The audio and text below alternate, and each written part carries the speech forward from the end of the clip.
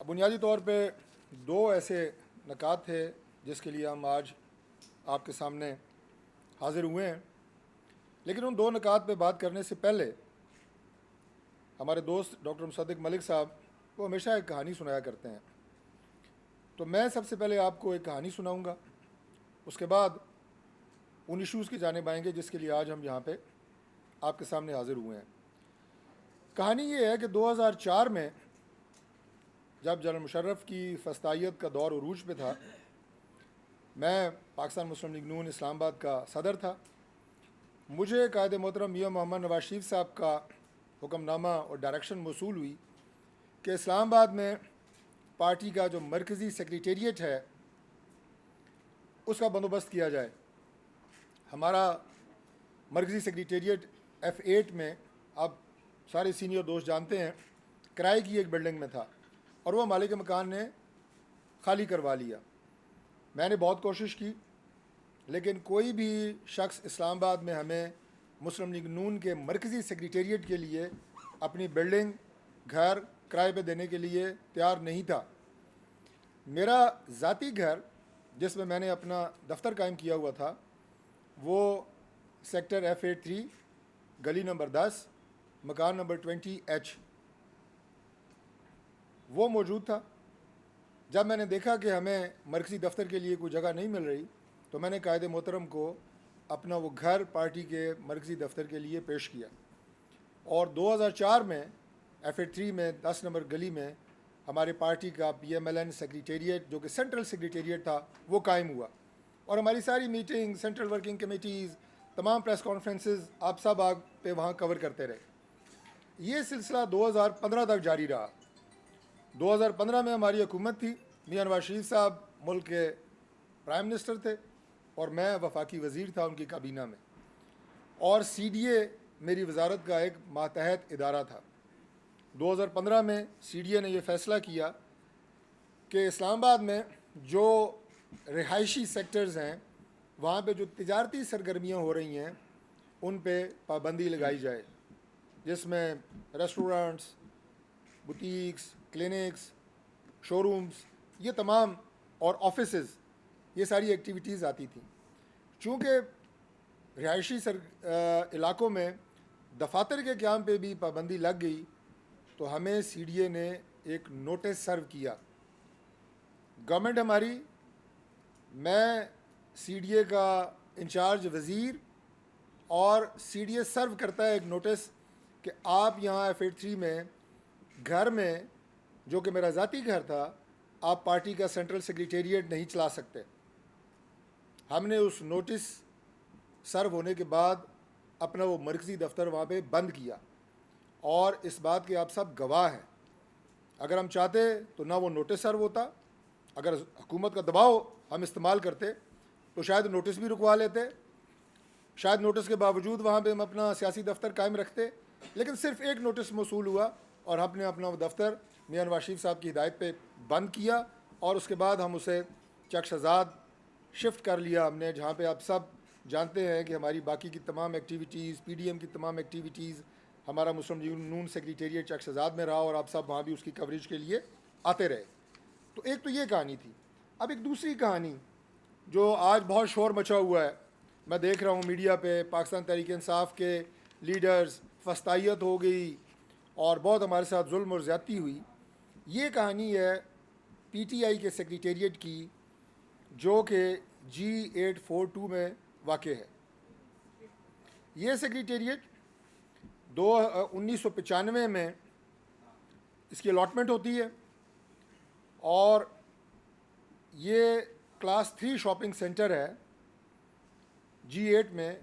और class 3 shopping centres क्या होते हैं, इस्लामाबाद में रहने वाले तो वाकिफ़ हैं, लेकिन जो इस्लामाबाद के बाहर है मैं बता देता हूँ कि इस्लामाबाद के हर सेक्टर में एक बड़ा मरकज़ है। जैसे F7 का बड़ा मरकज़ जो है हमारी जना सुपर मार्केट है, F6 का बड़ा मरकज़ जो है हमारी सुपर मार्केट है, लेकिन हर सब सेक्टर के अंदर ये क्लास 3 शॉपिंग सेंटर्स होते हैं। अगर F7 है, F7 1, 2, 3, 4 में हर सब सेक्टर में ये क्लास 3 शॉपिंग सेंटर्स होंगे और उनके अपने कुछ कवानीन हैं, कोई बिल्डिंग रेगुलेशंस हैं। 2013 में इसका प्लान मंजूर हुआ। 2013 में एडिशनल एक और इसके ऊपर फ्लोर बनाने की इजाज़त मांगी गई, जिसका CDA ने इनकार किया क्योंकि बिल्डिंग रेगुलेशंस के तहत उसकी इजाज़त नहीं दी जा सकती किसी को भी। इसके बावजूद उस वक्त के जो मालिक थे उन्होंने 2 एडिशनल फ्लोर बनाए और 4 कनाल ज़मीन उस पर मज़ीद कब्ज़ा कर लिया गया जब ये PTI का मरकज़ी सेक्रेटेरिएट वहाँ पे कायम हुआ। अब आप ये देखें कि मैं उमर अयूब साहब का और उसके साथ बैरिस्टर गौहर का एक बयान अभी TV पे देख रहा था कि बग़ैर किसी नोटिस के, भाई ये दोनों शरीफ आदमी हैं, कोई भले मानस लगते हैं, इतना बड़ा झूठ आप आके नेशनल मीडिया के ऊपर बोल रहे हैं बग़ैर किसी नोटिस के। मैं आपको अर्ज़ कर दूं कि सबसे पहला इन वायलेशंस का नोटिस नवंबर 19, 2020 में इस बिल्डिंग को, जो PTI का सेंट्रल सेक्रेटेरिएट है, इसको जारी हुआ और उस नोटिस की कापी ये आपके सामने है। मैं आपको ये दे के जाऊँगा आज, और ये बराए मेहरबानी आप में से कोई दोस्त बैरिस्टर गौहर साहब को ख़ास तौर पे व्हाट्सएप कर दीजिएगा। उस वक्त PTI की गवर्नमेंट थी, मुस्लिम लीग नून की गवर्नमेंट नहीं थी, और इस पर लिखा क्या है, violation of Islamabad capital territory building control regulation 2020, और 2 चीज़ें लिखी हैं। Number 1 illegal construction on roof top, और दूसरा एनक्रोचमेंट ऑन CDA लैंड। तो ये जनाब अली नवंबर 2020 में पहला नोटिस आपकी इस दफ्तर को CDA ने सर्व किया, आपकी अपनी गवर्नमेंट में। उसके बाद दूसरा इसी तर्ज का नोटिस फरवरी 2021 में, दोबारा पाकिस्तान तहरीक इंसाफ की गवर्नमेंट है, ये दूसरा नोटिस है। इसकी भी इबारत वही है जो आप कहते हैं ना कि जनाब शब खून मारा गया, हमारे साथ बड़ा जुल्म ज़्यादती हुई, और खुदा का वास्ता है कौम को बेवकूफ़ बनाना और झूठ बोलना बंद करो। कितना झूठ बोलोगे? ये दूसरा नोटिस है, बगैर नोटिस के कार्रवाई हुई कहते हैं। ये भी PTI के गवर्नमेंट में जारी हुआ। मैंने आपको बताया कि 2015 में हमारे मरकज़ी सेक्रेटेरिएट को एक नोटिस जारी हुआ, हमने बंद कर दिया। आपको दूसरा नोटिस आपकी अपनी गवर्नमेंट ने जारी किया। उसके बाद तीसरा नोटिस आपको ज़रा ये भी देख लें, जून 14, 2022 में CDA ने आपको दिया कि जनाब ये अपनी जो आपने गैर कानूनी तामीरात की हुई हैं इन्हें आप ख़त्म करें। 4 कनाल ज़मीन पे कब्ज़ा किया हुआ है, वहाँ पे आपने फेंस लगाई है, कंटेनर खड़े किए हैं, जो भी किया है ख़त्म करें। तीसरा नोटिस।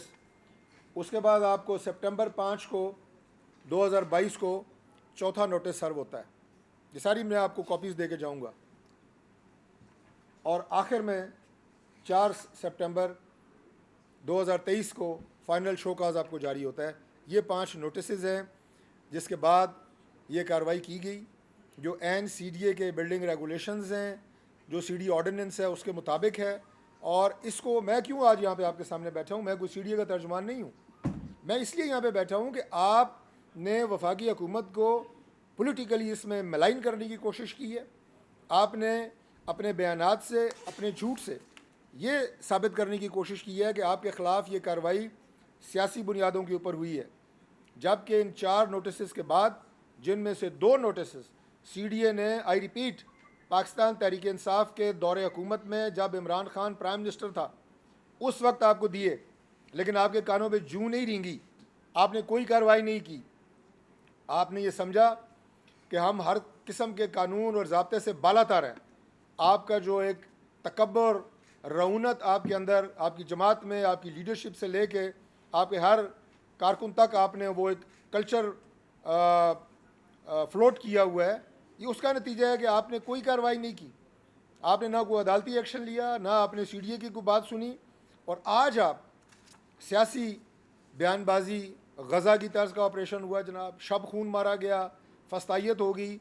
ये आपके सुबह से मैं देख रहा हूँ जनाब कि TV के ऊपर आके आप झूठ बोल रहे हैं, लोगों को आप गलत बात बता रहे हैं, और ऐसा लगता है कि जैसे आप समझते हैं कि आपके पास कोई लाइसेंस टू किल है।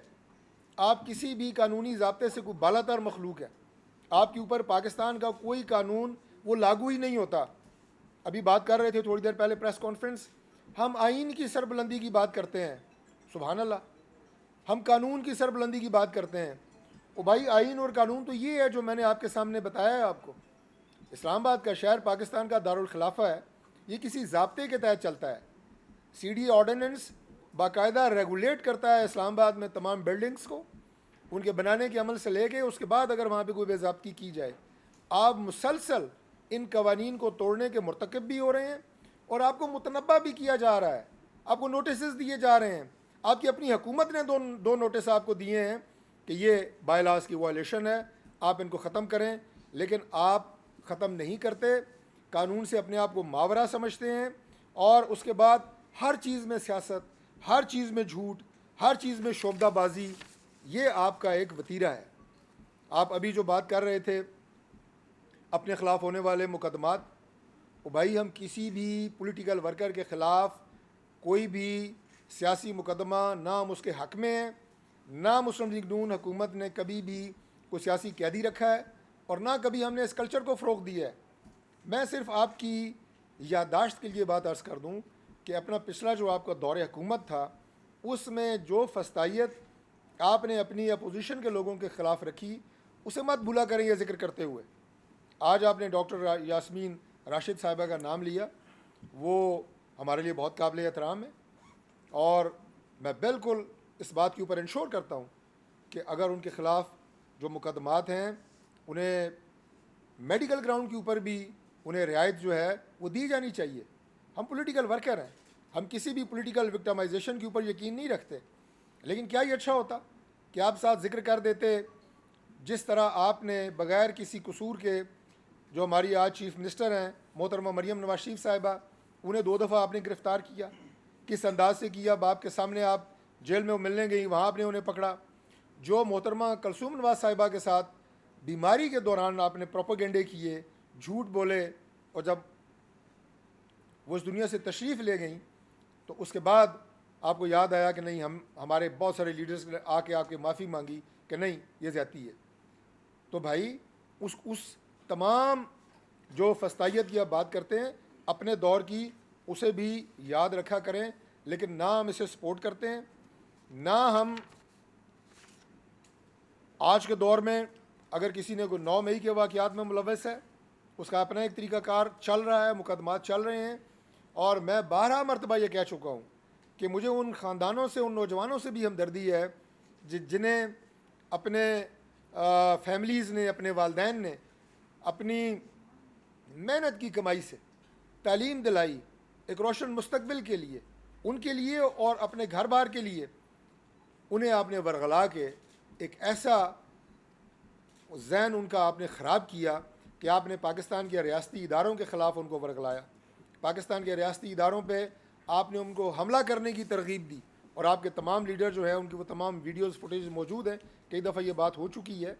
और उसके अलावा जिन जिन के ख़िलाफ़ मुकदमात हैं, आपको अगर किसी के ख़िलाफ़ कोई मुकदमा गलत है, ज़मानतें भी मिल रही हैं, मुकदमात खारिज होंगे, लेकिन हमने भी मुकदमात का सामना किया है, अदालतों का सामना करके हम आज यहाँ तक पहुँचे हैं। और again at the cost of repetition मैं ये बात कर रहा हूँ कि हम सियासी बुनियादों के ख़िलाफ़ के ऊपर ना किसी के ख़िलाफ़ मुकदमा बनाएंगे, ना हम उसके हक़ में हैं। दूसरी बात, ये जो आपने फ़लस्तीन और मकबूजा कश्मीर के तर्ज़ की ऑपरेशन की बात की, खुदा का वास्ता है आप अपनी ये गैर कानूनी, गैर आइनी इक़दामात को उन अजीम लोगों की जद्दोजहद से मत जोड़ें। वो एक कॉज़ के लिए लड़ रहे हैं, वो आपकी तरह इस तरह ये गैर आइनी, गैर कानूनी और मैं क्या कहूँ शर्मनाक जो ये हरकत हैं, इनसे उनके अजीम मकसद को और उस काज को मत जोड़ें। अभी जो आपने प्रेस कॉन्फ्रेंस की, दोबारा वही शोबदाबाजी, दोबारा वही पॉइंट स्कोरिंग। मैं आपको ये कहता हूँ कि अगर आपने CM पंजाब मोहतरमा मरियम नवाज शरीफ साहिबा का मुकाबला करना है तो कारकर्दगी में करें, बयानबाजी से ना करें, क्योंकि हम आपकी इन बातों का जो सिर्फ सियासी जुगतबाजी होती है उसका जवाब देने के लिए हमारे पास वक्त नहीं है। मुकाबला करना है कारकर्दगी में करें। आपके पास एक सूबे की हुकूमत है, आपने इससे पहले पंजाब को एक शाहकार वज़ीर आला बुज़दार साहब की शक्ल में दिया। मैं सिर्फ उनकी कारकर्दगी के हवाले से बात कर रहा हूँ, उनकी ज़ात से मुझे कोई इख्तलाफ नहीं है। वो परफॉर्मेंस पूरे पाकिस्तान, पंजाब और पूरे पाकिस्तान ने देखी है। वो शाहकार आपने पहले जनाब इंट्रोड्यूस किया, आज आपने दूसरा एक शाहकार जो हैं, जो केपी में वज़ीर आला हैं, जो कि वज़ीर आला कम और पंजाबी फ़िल्मों के विलन ज़्यादा लगते हैं, जो उन्होंने मुस्तफ़ा कुरैशी साहब के दौर की याद ताज़ा कर दी है। हर वक्त मीडिया के ऊपर आएंगे तो वो डायलॉग और बड़के, वो भाई बड़के मारने से कभी सूबा नहीं चलता। मैं तो हैरान हूँ कि आपके जो अभी 10 साल से ज़्यादा हो गया आपको केपी में आपको आए हुए इक़्तिदार में, क्या आपके पास कोई ऐसा मंसूबा, कोई ऐसी कारनामा, कोई ऐसा इंफ्रास्ट्रक्चर डेवलपमेंट, उसकी बात है आपके पास बताने के लिए? कोई कहानी है कि सुनाए लोगों को कि ये कुछ हमने आपके लिए किया है? कोई फ्यूचर प्लान है कि हम केपी के मामलात को इस तरह हल करेंगे? अभी पिछले दिनों कहते हैं मैं पेस्को पे कब्ज़ा कर लूँगा। वफाकी हुकूमत की तरफ से मैंने जवाब दिया, मैंने कहा शौक़ से करें, मैं आपको दावत देता हूँ, आप आएँ, आपको वहाँ हम हार पहनाएंगे, पेस्को आपके हवाले करेंगे, हार भी पहनाएंगे, लेकिन पेस्को की 350 अरब रुपए की जो लाइबिलिटी है वो भी आप फिर अपने ज़िम्मे लेंगे। अब करें कब्ज़ा, शौक़ से करें।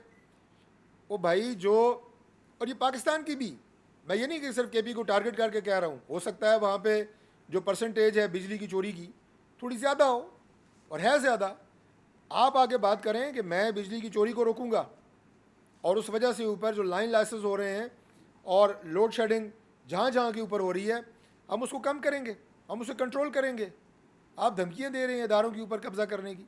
इस्लामाबाद पे यलगार, इस्लामाबाद पे चढ़ाई, इससे पहले परवेज़ खटक साहब ने भी ये शौक़ पूरा किया था, आप भी पूरा करके देख लें। पिछले दिनों यहाँ पे मैं गवर्नर की एनेक्सी पे कब्ज़ा कर लूँगा।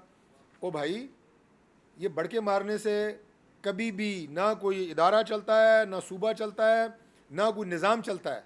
अगर कोई सलाहियत आप में है तो अपने सूबे को चलाएं और खिदमत और कारकर्दगी के ज़रिए अपना नाम बनाएं, बड़के मारने से नहीं।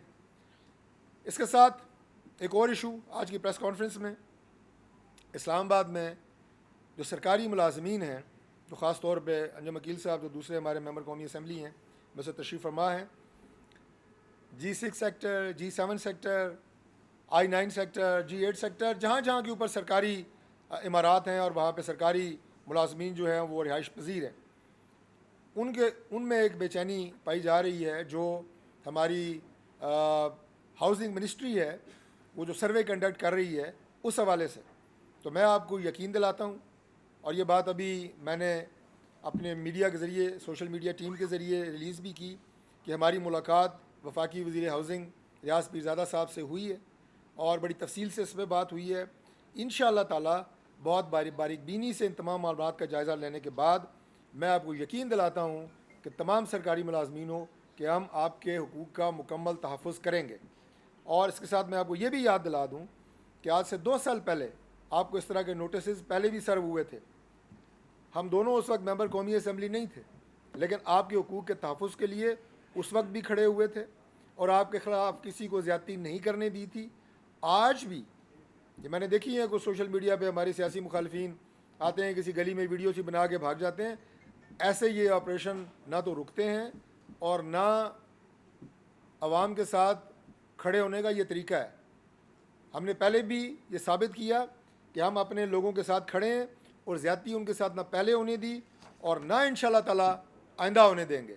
और मैं ये बात भी कह दूँ, बेशक गवर्नमेंट हमारी है, गवर्नमेंट के हम नुमाइंदे बैठे हैं, लेकिन वजारत हाउसिंग में और स्टेट ऑफिस में अगर किसी माफिया ने हमारे यहाँ पे लोगों को नाजायज़ तौर पे तंग करने की कोशिश की तो उसका भी हम मुहासबा करेंगे और अपने इन लोगों के हुकूक़ का इंशाअल्लाह ताला मुकम्मल तहफ़्फ़ुज़ करेंगे। बहुत शुक्रिया आपका।